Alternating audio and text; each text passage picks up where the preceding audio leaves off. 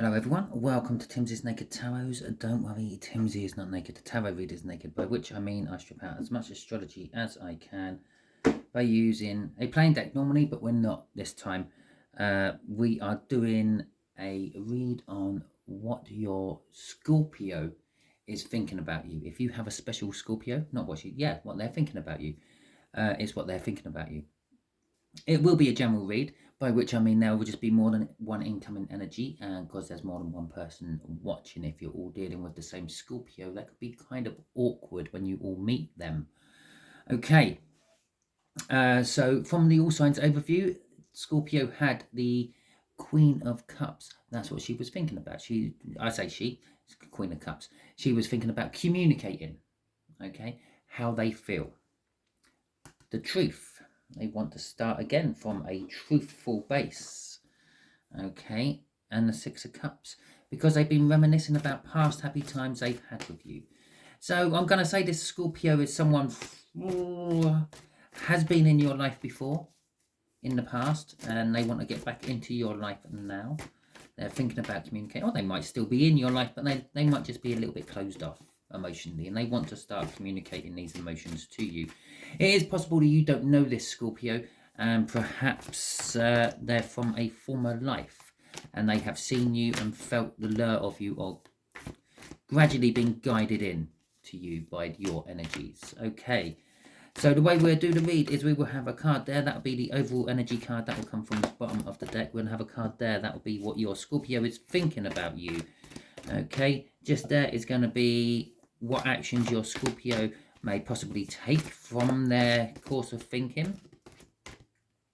Just there is going to be what your Scorpio would like to tell you if they could talk to you right this minute. Okay, Six of Swords is the overall energy. The overall energy of this is going from turbulent to calm. People, you, them, everyone around you is wanting to calm things down. Okay, so the soulmate connection. As I said, you may not know this person. They may be getting drawn in by your energy. You may have had a previous life with them. This is what they're thinking about. They're thinking that you are their soulmate. You are the person that they are meant to be with. It is very rare I jump straight onto that as a soulmate card. Those of you who are regular viewers will know I would normally say it's a coming together of energies. It can also be a soulmate card, but as soon as I pulled it out, I just felt soulmate off it. Okay. The actions they may take, they may not take them. They're being very defensive about it. It's the Seven of Wands. The Seven of Wands is a card of, well, believing they're in the right. Okay. What they would like to talk to you about right now, if they could, is the way that they can't stop thinking about you. Everything they do, you somehow creep into it. Possibly they see things what remind them of you. They hear little words of other people's conversations, which are the same sort of things you would say. So let's see some clarifiers on here. Okay, and okay. So what they're thinking about the soul connection. They're thinking about you. They're thinking about the fact that you should be together somehow. They're thinking about coming together with you, or possibly getting back together with you. If you are in some sort of separation, this has caused a burden, but they're starting to think that it was my own fault. I was being a bit selfish, a bit arrogant, a little bit up my own arse. I was expecting you to come running to me. Okay, with that King of Wands and that Seven of Wands down there as well. But their thinking is changing. They're setting the intentions to be different. They're going to be a little bit more recluse, a little bit less upfront. The King of Wands is someone who likes to be centre of attention, likes to go out socialising. On an extreme case, they will have a big black book of phone numbers, which has more numbers than your local phone directory. They're the sort of person who may have slept through a town or a village. but they're setting the intentions of changing. I feel wisdom coming off that. They've sort of delved a bit inside themselves, realised that their way of life is not quite what they want. They want to withdraw from the public eye, so to speak, not be so center of attention. And being center of attention all the time creates turbulence with everyone. Okay, being everyone's best friend creates turbulence with everyone else. That's where this is coming in. They're wanting to calm things down. Okay, they're wanting to calm their old lifestyle down. They're setting the intention to do it. Crossing this is exactly what I just said. The Six of Swords again. They're wanting to calm everything down. Everything's a little bit up in the air. It's causing burdens. Being without you is causing burdens. They realise this, and they're willing to change their life to make it happen. If they see that through, that is a different kettle of fish, totally. So let's see what actions they will take, possibly from this thinking. The Four of Wands. They're a little bit defensive. The reason they're defensive is because it's the only lifestyle they know. Okay, and they're not sure any other lifestyle will be as good. But they're willing to give it a go. They're willing to give it a break. The Four of Swords is a card of rest and relaxation. It's a card of taking time out from a situation. It's a card of healing. They're going to try to heal themselves. The Two of Pentacles is they're juggling around, well, their old life, the King of Cups, the King of Wands, which is right above it, and what they want from a new life. Now, the universe is showing them signs, possibly signs of where, if they stick with that, where it's going to go, and if they go with that, where it's going to go. Yeah, they may be seeing and hearing adverts about people like themselves and the way their lives go bad. I say adverts, it could be anything. It could be TV programs, it could be radio talk shows, it could be anything. But the universe is somehow making them be in the right place at the right time to see what would happen. It's a bit like the Christmas Carol. Yeah, this is the ghost of Christmas past, present, and future, taking Scrooge there on a little journey through the past, present, and future to show them what would happen if they stay on the same path they're on, and also show them what will happen if they change their ways. And this is why this is currently floating around in their head at the moment, because the universe is pretty much putting it in there, and they're going to act upon this. And they're going to try to learn. They're going to try to learn to be less like the King of Wands and more like a hermit. Okay? Because the Page of Pentacles is the learning card of the tarot deck. Okay? And in so doing, they're going to want to bring a gift to you. Some sort of token to say, I'm trying to change my ways. Can you just wait for me a little bit? Okay? Let's see what's crossing this. The Seven of Swords. Now, I'm pretty sure the Seven of Swords was underneath the Six of Swords when I pulled it for the crossing card there. It's a card of lying. No, not necessarily lying to themselves. They could be just lying to the outside world. It's a card of treachery. It's a card of changing tactics as well. On a lot of depictions of this card, it'd be someone stealing swords from a battleground or a battle encampment. It's kind of like if you steal all their weapons, then they can't fight. Okay, so you're changing the tactics from fighting it out to perhaps talking it out instead. And it could be where this is going, but I do feel a little bit of lying involved in this as well. I feel it's more of lying to the old. Okay, they're juggling their old life with what they want for their new life. I believe it's more of lying to the old life side of life. And so when they have their friends and things going, oh, come on, Scorpio, let's go to the pub and get drunk. You're always fun. You always end up with someone different to go home with. They're sort of going to be like, well, no, it's, I can't today. I've got an important assignment at work to finish or something like that. Okay, they might not. They're just thinking about you. So they don't want to do it. Right, so if they could talk to you, they will talk to you about how they can think of nothing but you.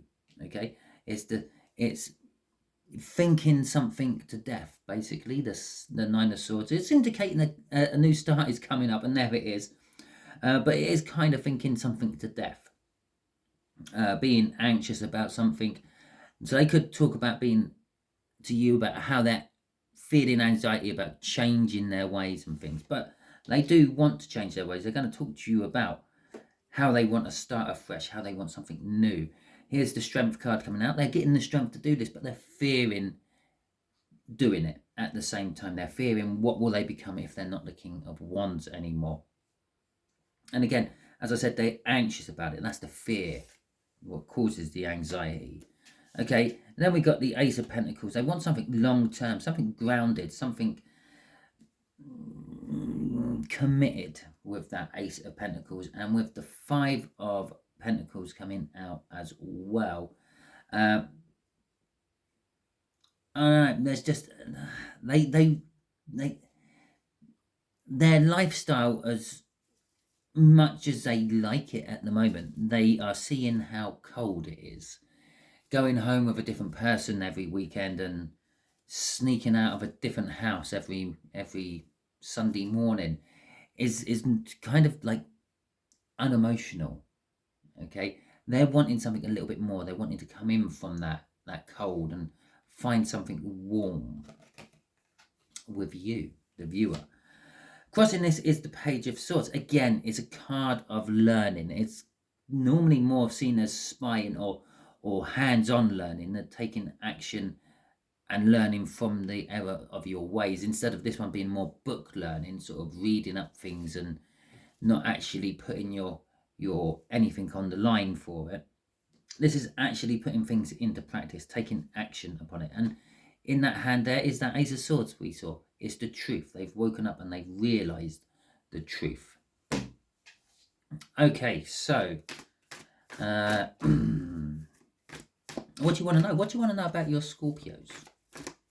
Actually, the universe will know what you want to know about your Scorpios. So tell the collective universe what they want to know about their Scorpios. Leave that a bit hard for me to translate, but commitment. They want commitment. Maybe it's not as hard as I thought to translate.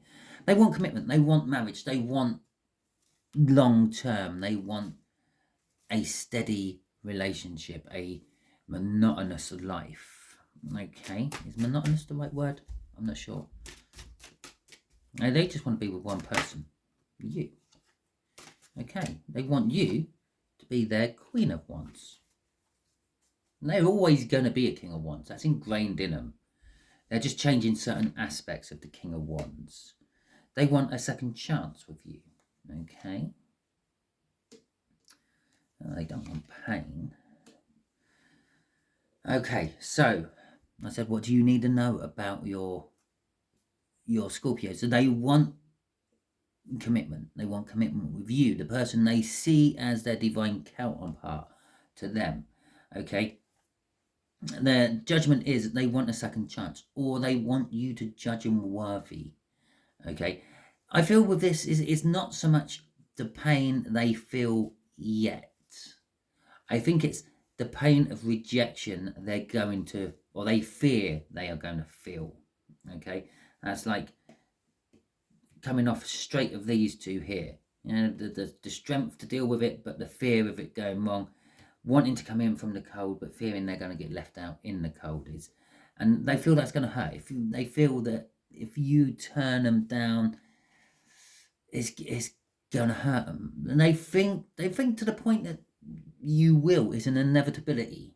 After all, they're the King of Wands. It's kind of sort of saying that they might want to move in quicker than their transformation would allow. Okay, they want you now, but they know they have to wait, and this is what's hurting them as well. But with that Knight of Pentacles at the end there, they know that they will get there eventually, and hopefully you will take them at that point. Crossing this is the Nine of Pentacles. The Nine of Pentacles is like the minor arcana of the Empress. Okay, it's nearly having everything in life. You've got the job, you've got the house, you're quite happy and comfortable financially. You can quite happily stay at home. The only real thing you're missing is that long-term relationship. The last pentacle, to take that up to the Ten of Pentacles. If you're new to tarot, the Ten of Pentacles is like having it all, having everything, the perfect life you've ever dreamt of. Or an abundance of wealth is another way of looking at it. Crossing the Nine of Cups is the Nine of Pentacles is the Two of Cups. It's that soulmate energy again, which we kind of started with that card. Okay, yeah, we started with that card, but that's from the underneath. So the main read started with the Two of Cups, and it's now finishing on the Two of Cups as well. They feel alert to you, which they just can't quite explain, but they are following this urge. The fact that they are the King of Pentacles is why they're following the urge. Okay, normally that urge will be taking them to whoever looks nicest in the pub, whoever looks like will benefit them most in the pub, the club, the hotel, the restaurant, wherever they may be. Yeah, the street, the supermarket. That's the passion, what normally drives them. But this one is, I'm being driven to you. I want you. I'm going to get you. They're using everything they've learned, going up from a Page of Wands all the way to the King of Wands. But they're now focusing it all on just one person they want to spend the rest of their life with, the Queen of Wands. Okay, so that was your read. Hopefully it resonates with you. If it does, that is fantastic. If it doesn't, don't worry too much. I normally say it at the beginning, but I forgot this week or this time. I don't follow any sort of cycle, so if this one is not for you, perhaps next week's one will be. Thank you very much if you have subscribed to my channel.